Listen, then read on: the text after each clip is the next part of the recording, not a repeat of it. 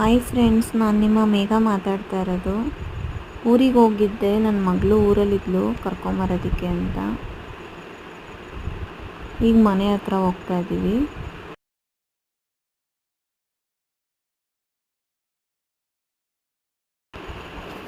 ನಾವು ಹೋದಾಗ ಅವಳು ಊಟ ಮಾಡ್ತಾಯಿದ್ಲು. ನಮ್ಮನ್ನು ನೋಡಿದ್ರೆ ಊಟ ಮಾಡಲ್ಲ ಅಂತ ಆಚೆ ಬಂದು ನಿಂತಿದ್ದೀವಿ. ಅವಳಿಗೆ ಅಂತ ಫಿಕ್ಸ್ ತೊಗೊಂಡಿದ್ದೆ, ನಾನು ಹಾಕ್ಕೊಂಡಿದ್ದೀನಿ ನೋಡಿ ಹೇಗಿದೆ ಅಂತ.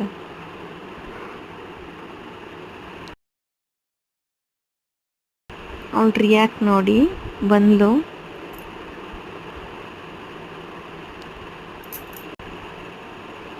ಅವಳಿಗೆ ನಮ್ಮ ಸ್ವೀಟಿನೂ ಮಾತಾಡಿಸ್ತಿದ್ದಾಳೆ.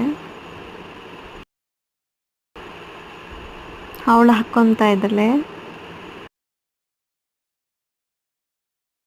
ಅವಳಿಗೆ ಅಂತ ಒಂದು ಗೊಂಬೆ ತಂದಿದ್ದೆ.